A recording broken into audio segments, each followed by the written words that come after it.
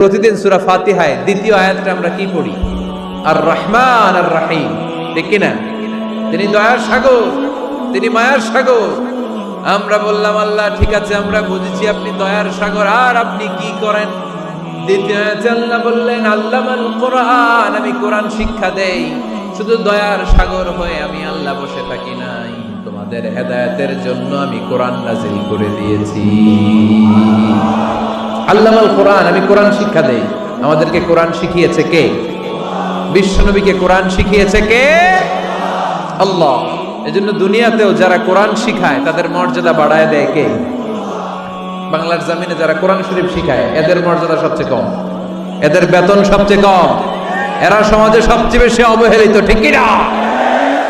আল্লাহর কাছে এরা সবচেয়ে বেশি সম্মানিত। আল্লাহর হাবিব বললেন খায়রুকুম মান তাআল্লামাল কুরআন ওয়া আল্লামাহু, তোমাদের মধ্যে আল্লাহ তাআলার কাছে সবচেয়ে প্রিয় শ্রেষ্ঠ ওই মানুষটা যে নিজে কোরআন পড়ে আবার অন্যরে পড়ায় দেয়। সুবহানাল্লাহ পড়ে।